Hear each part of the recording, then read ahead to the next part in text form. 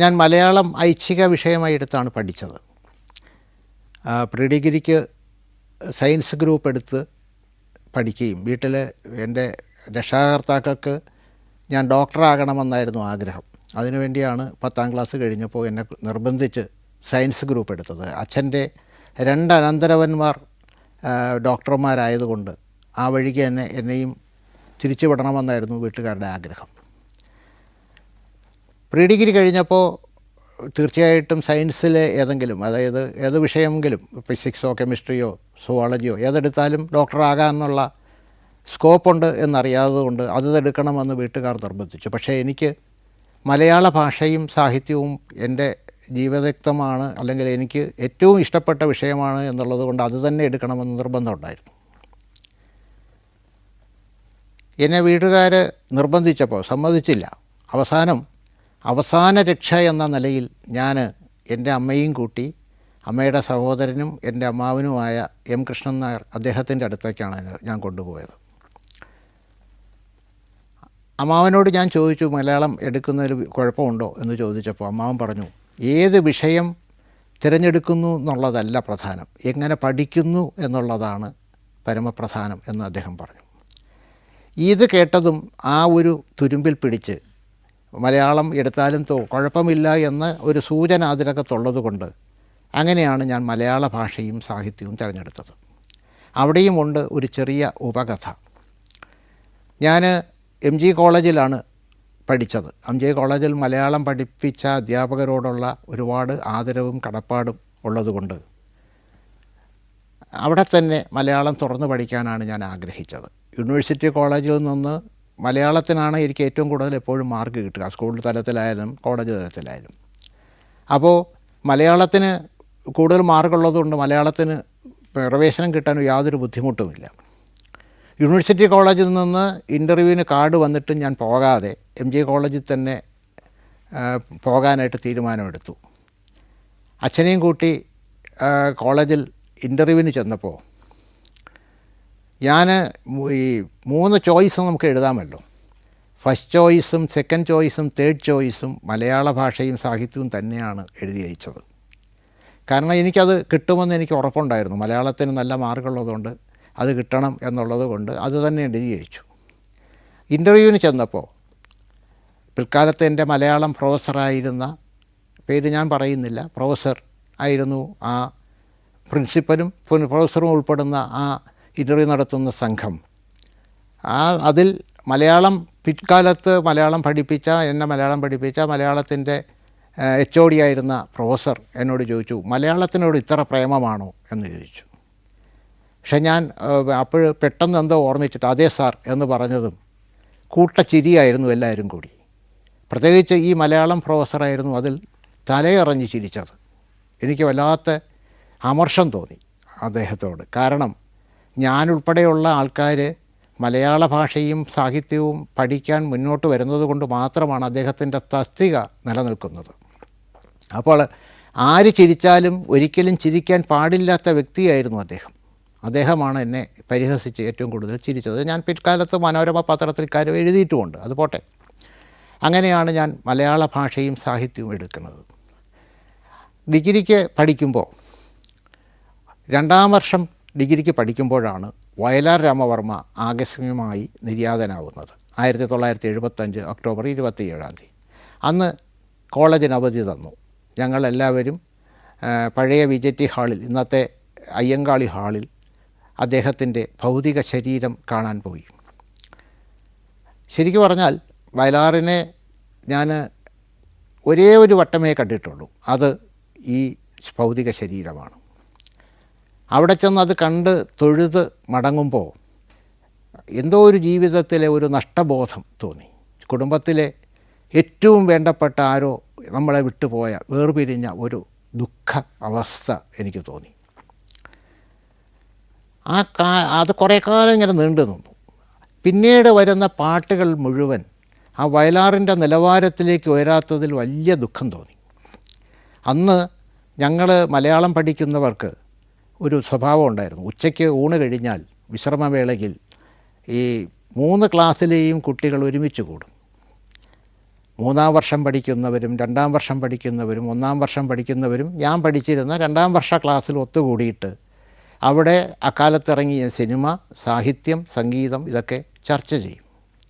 അങ്ങനെ ചർച്ച ചെയ്ത കൂട്ടത്തിൽ ഒരിക്കൽ ഞാൻ പറഞ്ഞു, ചില പുതിയ പാട്ടുകൾ, വയലാറിൻ്റെ മരണത്തിന് ശേഷം ഉണ്ടായ ചില സിനിമകളിലെ പുതിയ പാട്ടുകൾ, അതിൻ്റെ അപകടങ്ങളെക്കുറിച്ച്, അവയുടെ സാഹിത്യത്തിൻ്റെ സ്വഭാവമില്ലായ്മ അല്ലെങ്കിൽ അപജയത്തെക്കുറിച്ച് സൂചിപ്പിച്ചു. ഇത് കേട്ട മുതിർന്ന എൻ്റെ ഒരു ക്ലാസ്സിൽ പഠിക്കുന്ന ഒരാൾ, അതായത് മൂന്നാം വർഷ ഫൈനൽ ഇയറിന് പഠിക്കുന്ന ഒരാൾ, അദ്ദേഹം ഒരു മാസിക നടത്തുന്നുണ്ടായിരുന്നു, രാഷ്ട്രപ്രഭ എന്നാണ് അതിൻ്റെ പേര്. ആ മാസിക നടത്തിയിരുന്ന ആൾ എന്നെ സമീപിച്ചിട്ട് പറഞ്ഞു, നിങ്ങളിപ്പോൾ പറഞ്ഞതെല്ലാം കൂടി ഒന്ന് എഴുതി തരാമോ, എങ്കിൽ നമുക്ക് ഈ മാസിക രാഷ്ട്രപ്രഭയിൽ കൊടുക്കാം എന്ന് പറഞ്ഞു. ഞാൻ 2 ദിവസം കഴിഞ്ഞ് അദ്ദേഹത്തിൻ്റെ കയ്യിൽ അത് എഴുതി കൊടുത്തു, ലേഖനമാക്കി എഴുതി കൊടുത്തു. ഞാൻ പ്രീ ഡിഗ്രിക്ക് പഠിക്കുന്ന കാലം മുതൽ എഴുതി തുടങ്ങിയ ഒരാളാണ്. പ്രീ ഡിഗ്രിക്കല്ല, 10ാം ക്ലാസ്സിലൊക്കെ പഠിക്കുമ്പോഴും ചെറിയ കവിതകളൊക്കെ എഴുതിയിട്ടുണ്ട്. പ്രീ ഡിഗ്രിക്ക് പഠിക്കുമ്പോഴും ഡിഗ്രിക്ക് പഠിക്കുമ്പോഴുമൊക്കെ ഞാൻ എഴുതിയിരുന്നത് കൂടുതലും മനഃശാസ്ത്രപരമായ ലേഖനങ്ങളാണ്. മനഃശാസ്ത്രപരമായ ലേഖനങ്ങളെന്ന് പറഞ്ഞാൽ എനിക്ക് അന്നും എന്നും ഇഷ്ടം ഈ സൈക്കോളജി എന്ന് പറയുന്ന വിഷയത്തോടാണ്. പക്ഷേ മലയാളത്തിനോട് അതിനേക്കാൾ ഇഷ്ടം തോന്നിയതുകൊണ്ടാണ് മലയാളം ഐച്ഛിക വിഷയമായി തിരഞ്ഞെടുത്തത്. ഫ്രോയിഡിൻ്റെയൊക്കെ ധാരാളം പുസ്തകങ്ങൾ അന്ന് വായിച്ചിട്ടുണ്ട്. അപ്പോൾ അതുകൊണ്ടാണ് മനഃശാസ്ത്രത്തിനോട് ഇത്രയും അടുപ്പം തോന്നിയത്. ഞാൻ പ്രീ ഡിഗ്രിക്ക് പഠിക്കുന്ന സമയത്ത് 17ാമത്തെ വയസ്സിൽ ആദ്യരാത്രിയുടെ മനഃശാസ്ത്രം എന്ന ലേഖനം മനഃശാസ്ത്ര മാസികയിൽ പ്രസിദ്ധീകരിച്ച് വന്നിട്ടുണ്ട്. ഇതൊരു വലിപ്പമായിട്ടല്ല ഞാൻ പറയുന്നത്, ഞാൻ പറഞ്ഞാൽ അതിനോടുള്ളൊരു താല്പര്യം എനിക്കുണ്ടായിരുന്നു മനഃശാസ്ത്രത്തിനോട് എന്ന് പറയാനാണ്.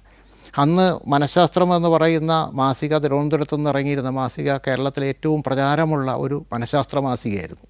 മാത്രവുമല്ല, മാധവിക്കുട്ടിയുടെ മകൻ MD നാലപ്പാട്, മോനു നാലപ്പാടെന്ന് നമ്മളൊക്കെ വിളിക്കുന്ന MD നാലപ്പാട് പത്രാധിപരായിട്ടുള്ള പമ്പരം എന്ന് പറയുന്ന ഒരു മാസിക, മാസിക എന്ന് പറഞ്ഞാൽ സ്പാൻ എന്ന് പറയുന്ന അമേരിക്കൻ പ്രസിദ്ധീകരണത്തിൻ്റെ അതേ ഗെറ്റപ്പുള്ള ഒരു മലയാളത്തിലെ ഒരു മാസികയായിരുന്നു പമ്പരം. അതിലും ഞാൻ മനഃശാസ്ത്രപരമായ ലേഖനങ്ങൾ ധാരാളം എഴുതിയിട്ടുണ്ട്. അങ്ങനെ എഴുതിക്കൊണ്ടിരുന്ന സമയത്താണ് ഈ ക്ലാസ്സിൽ ഈ പുതിയ പാട്ടുകളുടെ അപഭ്രംശങ്ങളെക്കുറിച്ചൊക്കെ ഞാൻ സംസാരിച്ചത്. അങ്ങനെ സംസാരിച്ചു കൊണ്ടിരിക്കുമ്പോഴാണ് ഈ എൻ്റെ സീനിയർ വിദ്യാർത്ഥി ഇത് ചോദിക്കുകയും അദ്ദേഹത്തിന് എഴുതി കൊടുക്കുകയും ചെയ്തത്. അപ്പോൾ അത് അച്ചടിച്ച് വന്നു. ഒരു മാസം കഴിഞ്ഞപ്പോൾ അച്ചടിച്ച് വന്ന കോപ്പി എനിക്ക് കൊണ്ടു തന്നു. പിന്നെ ഒരു 2 ആഴ്ച കഴിഞ്ഞപ്പോൾ അദ്ദേഹം കുറേ കത്തുകൾ കൊണ്ട് തന്നിട്ട് പറഞ്ഞു, ഇതാ കണ്ടില്ലേ, ഒരുപാട് കത്തുകൾ വന്നിരിക്കുന്നു നിങ്ങളുടെ ലേഖനത്തെക്കുറിച്ച്. അപ്പോൾ ഇത് ആളുകൾ വായിച്ചു ശ്രദ്ധിച്ചു എന്നുള്ളതാണ്. ഇനിയും വീണ്ടും ലേഖനങ്ങൾ എഴുതണം, പാട്ടുകളെക്കുറിച്ചുള്ള ലേഖനങ്ങൾക്ക് ആളുകൾ വായിക്കാനുണ്ട് എന്ന് പറഞ്ഞു. അങ്ങനെ തുടർച്ചയായിട്ട് ഞാൻ ലേഖനങ്ങൾ എഴുതി ആ മാസികയ്ക്ക് കൊടുക്കുമായിരുന്നു. അതാണ് എൻ്റെ ഒരു തുടക്കം. പക്ഷേ ഇത് കഴിഞ്ഞ് ബിരുദം കഴിഞ്ഞ് എനിക്ക് ഫുഡ് കോർപ്പറേഷൻ ഓഫ് ഇന്ത്യയിൽ ജോലി കിട്ടിയപ്പോഴാണ് പിന്നൊരു കീറാമുട്ടി വരുന്നത്. TP രാജു എന്ന എൻ്റെ യഥാർത്ഥ ഒഫീഷ്യൽ പേരിലാണ് ഞാൻ മനഃശാസ്ത്രത്തിലും ഈ രാഷ്ട്രപ്രഭയിലുമൊക്കെ എഴുതിയിരുന്നത്. അപ്പോൾ ആ പേരിൽ തുടർന്ന് എഴുതാൻ പറ്റില്ല, കാരണം ഞാൻ കേന്ദ്ര ഗവൺമെൻറ് ജീവനക്കാരനായതുകൊണ്ട് അന്ന് എഴുതുന്നവർക്ക് അനുമതിയില്ല. ഞാൻ അനുമതിക്കായി അപേക്ഷിച്ചു. എൻ്റെ റീജിയണൽ ഓഫീസ്, കേരളത്തിലെ റീജിയണൽ ഓഫീസ് എന്ന് തിരുവനന്തപുരത്താണ്. അന്ന് ജനറൽ മാനേജറല്ല, ഇന്ന് ജനറൽ മാനേജറാണെങ്കിൽ അന്ന് റീജിയണൽ മാനേജറാണ്. റീജിയണൽ മാനേജറോട് അപേക്ഷിച്ചു, തരികില്ലെന്ന് പറഞ്ഞു. കാരണമൊന്നുമില്ല, തരികില്ല എന്ന് പറഞ്ഞു. അത് കഴിഞ്ഞ് സോണൽ ഓഫീസ് ചെന്നൈയിലാണ്. സോണൽ മാനേജറോട്, ഇന്ന് എക്സിക്യൂട്ടീവ് ഡയറക്ടർ എന്നാണ് അറിയപ്പെടുന്നത്, സോണൽ മാനേജറോട് ആവശ്യപ്പെട്ടു, അപ്പോഴും തരികില്ലെന്ന് പറഞ്ഞു. അത് കഴിഞ്ഞ് ഞാൻ ഹെഡ് ഓഫീസിലേക്ക് MDക്ക് നേരിട്ടല്ല, ത്രൂ പ്രോപ്പർ ചാനലിൽ എഴുതി. അപ്പോഴും എനിക്ക് പെർമിഷൻ തന്നില്ല. ഇങ്ങനെ ഇരിക്കുന്ന അവസരത്തിലാണ് ഞാൻ ഈ പാട്ടുകളെക്കുറിച്ച് എഴുതുകയും അന്ന് ഞാൻ മനഃശാസ്ത്രത്തിൽ എഴുതിക്കൊണ്ടിരുന്ന സമയത്ത് ഞാൻ പരിചയപ്പെട്ട ആളാണ് മലയാറ്റൂർ രാമകൃഷ്ണ സാറ്. മലയാറ്റൂർ രാമകൃഷ്ണ സാറ് പരിചയപ്പെട്ടു എന്നല്ല, എനിക്ക് വളരെ വ്യക്തിപരമായി വലിയ അടുപ്പം ഉണ്ടായിരുന്നൊരു വ്യക്തിയോടെയാണ്. അപ്പോൾ അദ്ദേഹം IAS-കാരനായതുകൊണ്ട് അദ്ദേഹം നോവലും ഒക്കെ എഴുതുന്നുണ്ടല്ലോ, അദ്ദേഹത്തിന് എങ്ങനെയാണ് ഈ അനുമതി കിട്ടിയത് എന്നറിയാനായിട്ട് ഒരു ദിവസം ഞാൻ കരമനയിലുള്ള അദ്ദേഹത്തിൻ്റെ വീട്ടിൽ പോയി. വീട്ടിൽ പോയപ്പോൾ എന്നോട് പറഞ്ഞു, എടാ മണ്ട, നീ എന്തിന് നിൻ്റെ ഈ ടി പി രാജു എന്നുള്ള പേരിൽ തന്നെ എഴുതണം, നീ ഒരു കള്ളപ്പേര് വയ്ക്ക്, നിന്നെ ആരും പിടിക്കാനൊന്നും പോകണില്ല, ഇതൊന്നും ഒരു വലിയ ക്രിമിനൽ കുറ്റമൊന്നുമല്ല, ആരും അറസ്റ്റ് ചെയ്യാനൊന്നും പോകണില്ല, നീ ഒരു കള്ളപ്പേര്, നിൻ്റെ പേര് ടി പി രാജു എന്നല്ലേ, അദ്ദേഹം പറഞ്ഞ വാക്കുകളാണ് ഞാൻ ഏറ്റു പറയുന്നത്, ടി പി രാജു എന്നല്ലേ നിൻ്റെ പേര്, നീ ഒരു കാര്യം ചെയ്യും, ടി പി ഇനിഷ്യലും ചേർത്ത്, സ്ഥലം ഇപ്പോൾ താമസിക്കുന്ന ശാസ്താമംഗലത്തല്ലേ, ടി പി ശാസ്താമംഗലം എന്ന് വയ്ക്കുക. അങ്ങനെയാണ് ഞാൻ T P Raju T P ശാസ്താമംഗലമായി മാറിയത്. സത്യം പറഞ്ഞാൽ അതിൻ്റെ പിന്നിൽ മലയാറ്റൂർ രാമകൃഷ്ണ സാറിൻ്റെ ബുദ്ധിയാണ്. അദ്ദേഹം ഒരു കാര്യം കൂടെ എന്നോട് പറഞ്ഞു, ഓംചേരി എന്ന് പറയുന്ന നാടകകൃത്ത് നിങ്ങളുടെ ഹെഡ് ഓഫീസിൽ ഡെപ്യൂട്ടി മാനേജർ തസ്തികയിൽ, പ്രത്യേകിച്ച് പബ്ലിക് റിലേഷൻ എന്ന് പറയുന്ന ഓഫീസറായിട്ട് അവിടെ ജോലി നോക്കുന്നുണ്ട്, അദ്ദേഹത്തിന് നീ മലയാളത്തിൽ ഒരു വിശദമായൊരു കത്തയക്ക്, അദ്ദേഹം പെർമിഷൻ ഒപ്പിച്ച് തരും എന്ന് പറയും. അപ്പോൾ അന്ന് നമ്മുടെ ഓഫീസ് നിയമം, അന്നല്ല ഇന്നായിരുന്നാലും ഓഫീസ് നിയമം അനുസരിച്ച് ഉയർന്ന ഉദ്യോഗസ്ഥർക്ക് നേരിട്ട് കത്തെഴുതാൻ പാടില്ല, ത്രൂ പ്രോപ്പർ ചാനൽ എഴുതണം. അപ്പോൾ ഞാൻ അദ്ദേഹത്തോട്, മണിയാറ്റൂർ രാമകൃഷ്ണ സാറിനോട് പറഞ്ഞു, സാറേ പ്രോപ്പർ ചാനൽ എഴുതണമെന്നല്ലേ വയ്പ്പ്, നമുക്ക് നേരിട്ട് എഴുതിയാൽ മെമ്മോ തരാം, ചാർജ് ഷീറ്റ് തരാം, ചിലപ്പോൾ സസ്പെൻഡ് ചെയ്യാം. അതൊന്നുമില്ല, നീ പിന്നെ ചേരി സാറിന് വളരെ പൊളൈറ്റായിട്ട് മലയാളത്തിലൊരു കത്തയക്കും, ഇങ്ങനെയാണ് എൻ്റെ അവസ്ഥ, ഞാൻ എന്ത് ചെയ്യട്ടെ എന്ന് ചോദിച്ചു. അപ്പോൾ പിന്നെ ഞാൻ അങ്ങനെ തന്നെ മലയാളത്തിലൊരു വലിയ കത്തെഴുതി. ഒരു 3 ആഴ്ച കഴിഞ്ഞപ്പോൾ ഹെഡ് ഓഫീസിൽ നിന്ന് എനിക്ക് എഴുതാനുള്ള അനുമതി അദ്ദേഹം കിട്ടി.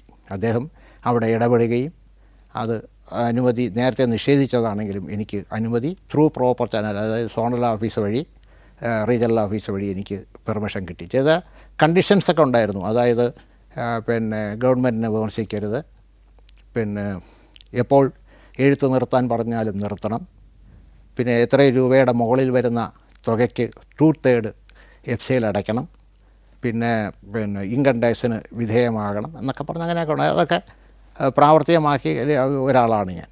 അങ്ങനെയാണ് ഞാൻ ടി പി ശാസ്താമംഗലമായി മാറുന്നത്. അതിൻ്റെ ഫുൾ ക്രെഡിറ്റ് ശരിക്കും പറഞ്ഞാൽ മലയാറ്റൂർ രാമകൃഷ്ണ സാറിനാണ്.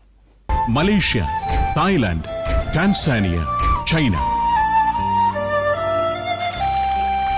സഞ്ചാരം വോളിയം നമ്പർ 12 ഫുൾ HD-യിലുള്ള ഈ അപൂർവ ദൃശ്യയാത്രാ വിവരണ ശേഖരം സ്വന്തമാക്കാൻ 99954422 എന്ന നമ്പറിലേക്ക് സഞ്ചാരം എന്ന് SMS ചെയ്യൂ. മലയാറ്റൂർ രാമകൃഷ്ണ സാറ് വളരെ അടുപ്പമുണ്ടായിരുന്നു, ഞാൻ പറഞ്ഞല്ലോ. പല പ്രാവശ്യവും അദ്ദേഹത്തിൻ്റെ വീട്ടിൽ പോയിട്ടുണ്ട്. അദ്ദേഹം അവിടെ ചെന്നാൽ തുറന്ന മനസ്സോടെയാണ് സംസാരിക്കുക. അന്ന് ഈ പറഞ്ഞ പോലെ എൻ്റെ വീട്ടിൽ ഫോണില്ല, അടുത്ത വീട്ടിലെ കോൺട്രാക്ടറുടെ അവിടെയാണ് മലയാറ്റൂർ രാമകൃഷ്ണ സാറും എന്നെ വിളിക്കുക. ഒരു ദിവസം എന്നെ വിളിച്ചിട്ട് പറഞ്ഞു, നീ ഒരു പൈൻറ്റും വാങ്ങിച്ചുകൊണ്ട് പെട്ടെന്ന് നീ വാ എന്ന് പറഞ്ഞു. അപ്പോൾ അത് എത്ര അടുപ്പം ഉണ്ടായിരുന്നെങ്കിലും എനിക്കത് ഇഷ്ടപ്പെട്ടില്ല. ഞാൻ മദ്യപിക്കുന്ന ആളല്ല. അപ്പോൾ മദ്യപിക്കാത്ത ആൾ പൈൻറ്റ് വാങ്ങിച്ചുകൊണ്ട് ചെല്ലാൻ പറഞ്ഞപ്പോൾ എനിക്കത് തീരെ ഇഷ്ടപ്പെട്ടില്ല. പക്ഷേ ഞാൻ പോയി, പൈൻറ്റ് വാങ്ങിക്കാതെ തന്നെ പോയി. ഞാൻ പറഞ്ഞു, സാറേ നമ്മൾ തമ്മിലുള്ള സ്നേഹമൊക്കെ ഇവിടെ വെച്ച് അവസാനിപ്പിക്കേണ്ടി വരും. സാറ് എന്നോട് പറയാൻ പാടില്ലാത്തതാണ് സാറ് പറഞ്ഞത്. സാറ് മദ്യം വാങ്ങിച്ചുകൊണ്ട് വരാൻ എന്നോട് പറഞ്ഞു. സാർ ഒരിക്കലും എന്നെ ആ കണ്ണുകൊണ്ട് കാണരുത്. ഞാൻ തുറന്നു പറയുകയാണ്, സാറിനോടുള്ള പൂർണ്ണമായ ബഹുമാനം നിലനിർത്തിക്കൊണ്ട് തന്നെ പറയണം. അപ്പോൾ അദ്ദേഹം എന്നോട് വളരെ ക്ഷമയൊക്കെ ചോദിച്ചു. ക്ഷമ ചോദിച്ചിട്ട് പറഞ്ഞു, ഞാൻ എന്തോ ഒരു പ്രത്യേക നിമിഷത്തിൽ, ഒരു ദുർബല നിമിഷം എന്നൊക്കെ പറയില്ലേ, ആ ദുർബല നിമിഷത്തിലായിരിക്കാം ഞാൻ പറഞ്ഞത്, ഞാൻ ഇനി പറയില്ല. നിങ്ങളുടെ സൗഹൃദം എനിക്ക് വളരെ ഇഷ്ടമാണ്, അതുകൊണ്ട് നിങ്ങൾ ഇനി ഇതിൻ്റെ പേര് വരാതിരിക്കരുതെന്നൊക്കെ പറഞ്ഞ് എന്നോട് ക്ഷമയൊക്കെ ചോദിച്ചു. അവിടെ ചെല്ലുമ്പോൾ തന്നെ അതിൻ്റെ രസമുണ്ട്. അദ്ദേഹത്തിൻ്റെ വീട്ടിൽ ഈ ഇങ്ങനെ അറകളുണ്ട്, പല പല പല ഈ അറകളുണ്ട്. ആ അറയ്ക്കകത്ത് ഇങ്ങനെ അതിൻ്റെ പുറത്ത് കലണ്ടർ ഇട്ട് മറച്ചിട്ടുണ്ടാവും. ആ കലണ്ടർ ഉണ്ടാവും, ഈ കലണ്ടറുകൾ ഇട്ടിട്ടുണ്ട്. ഈ കലണ്ടർ ഇങ്ങനെ ഇടത്തോട്ട് നീക്കിയിട്ട് അദ്ദേഹം അതിനകത്ത് മദ്യം ഗ്ലാസ്സിൽ നിറച്ച് വെച്ചിട്ടുണ്ടാവും. അപ്പോൾ അദ്ദേഹത്തിന് ഭാര്യ വലിയ പേടിയായിരുന്നു. അപ്പോൾ ഇങ്ങനെ കൂടെ അകത്തോട്ടൊക്കെ തല നീട്ടി നോക്കും, ആരെങ്കിലും കാണുന്നുണ്ടോ, ആരെങ്കിലും വരുന്നുണ്ടോ എന്നൊക്കെ.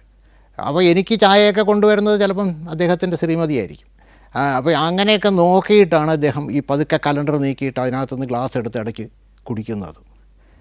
മാത്രവുമല്ല, ഒരിക്കൽ കലാകൗമുദി എന്ന് പറഞ്ഞു, കലാകൗമുദി കഥ എന്നൊരു മാഗസിൻ ഉണ്ടായിരുന്നു, അതിലൊരു അഭിമുഖം എടുത്തു കൊടുക്കാൻ പറഞ്ഞു മലയാറ്റൂർ. പക്ഷേ എനിക്കുള്ള അദ്ദേഹത്തിനോടുള്ള അടുപ്പം അറിയാവുന്നതുകൊണ്ടായിരിക്കണം പറഞ്ഞു. അപ്പോൾ ഞാൻ ചെന്ന് കുറച്ച് ക്വസ്റ്റ്യനൊക്കെ ഉണ്ടാക്കി കൊണ്ടുപോയിരുന്നു. ഈ ക്വസ്റ്റ്യനൊക്കെ കൊടുത്തിട്ട് അദ്ദേഹം പിന്നെ മിക്കവാറും വീട്ടിൽ ഉടുപ്പിടാതെ പിന്നെ വെറും ഒരു ലുങ്കിയോ മുണ്ടോ മാത്രം ഉടുത്താണ് ഇരിക്കുക, ബനിയൻ പോലും ഇടില്ല. അപ്പോൾ ഞാൻ പറഞ്ഞു ഒരു ഉടുപ്പിട്ടുകൊണ്ട് വരണം. ഫോട്ടോഗ്രാഫറും ഞാൻ കൊണ്ടുപോയിട്ടുണ്ട്. ഉടുപ്പിട്ടുകൊണ്ട് വരണം, നമുക്ക് അഭിമുഖത്തിന് ഒരു ഫോട്ടോയൊക്കെ എടുക്കണം, അഭിമുഖം നടത്തുന്നതായിട്ടൊരു ഫോട്ടോ വേണമെന്ന് ഒരു കലാകുമെന്ന് പറഞ്ഞു എന്നൊക്കെ പറഞ്ഞു. അപ്പോൾ എന്നോട് മലയാറ്റൂർ രാമകൃഷ്ണൻ സാറ് പറഞ്ഞ ഒരു അഭിപ്രായം, എടോ മലയാറ്റൂർ രാമകൃഷ്ണൻ ഉടുപ്പിട്ട് എല്ലാവരും കണ്ടിട്ടുണ്ട്, ഉടുപ്പിടാത്ത മലയാറ്റൂർ രാമകൃഷ്ണൻ ഇതുവരെ കണ്ടിട്ടില്ല. അതിൻ്റെ ഫുൾ ക്രെഡിറ്റ് ടി.പി. ശാസ്ത്രത്തിന് ഇരിക്കട്ടെ, ഞാൻ ഉടുപ്പിടാതെ ഇരുന്ന് ഇൻ്റർവ്യൂ തരാൻ പോകണം, അവർ പ്രസിദ്ധീകരിക്കണമെങ്കിൽ പ്രസിദ്ധീകരിച്ചാൽ മതി എന്ന് പറഞ്ഞ് ഉടുപ്പിടാതെ ഇരുന്ന പിന്നെ അർത്ഥനഗ്ന ശരീരത്തോടു കൂടി ഇരുന്നാണ് അദ്ദേഹം ആ ഇൻ്റർവ്യൂ തന്നതും അതിൽ ഫോട്ടോയ്ക്ക് പോസ്റ്റ് ചെയ്തതും. അതൊരു പിന്നെ അദ്ദേഹത്തിൻ്റെ ചില പ്രത്യേക രീതികളാണ്, അതൊക്കെ അദ്ദേഹത്തിന് മാത്രമുള്ള രീതികളാണ്. ഈ അദ്ദേഹം ഉയരമെന്ന് പറയില്ല, അദ്ദേഹം കിളരമെന്നേ പറയുള്ളൂ. എന്നെക്കാൾ കിളരം കൂടിയ വ്യക്തി എന്നൊക്കെ പറയും. അങ്ങനെ ചില പ്രത്യേക ശൈലി തന്നെയുണ്ട് ഭാഷയിൽ. ഇപ്പം വൈക്കം മുഹമ്മദ് ബഷീറിന് ചില പ്രത്യേക ശൈലി ഉണ്ടെന്ന് പറയും പോലെ പിന്നെ ഇദ്ദേഹത്തിന് ആ ബ്രിഗേഡിയർ കഥകളോ അല്ലെങ്കിൽ പല അദ്ദേഹത്തിൻ്റെ നോവലോ പിന്നെ വായിക്കുമ്പോൾ ആ ശൈലി നമുക്ക് മനസ്സിലാവും. ശരിക്കും പറഞ്ഞാൽ മലയാറ്റൂർ രാമകൃഷ്ണ സാറിനെ പോലെയുള്ള ഒരു വ്യക്തി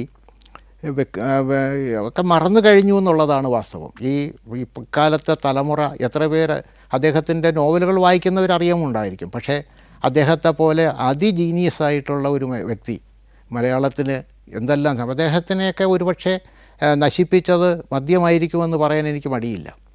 കാരണം സ്ഥാനത്തും അസ്ഥാനത്തുമൊക്കെ മദ്യത്തിന് അടിമയായി പോയതുകൊണ്ടാവണം ഒരുപക്ഷെ അദ്ദേഹത്തിൻ്റെയൊക്കെ ജീവിതം ഇങ്ങനെ ഹോമിക്കപ്പെട്ടത് എന്നുകൂടി ഞാൻ ചേർത്ത് പറയും.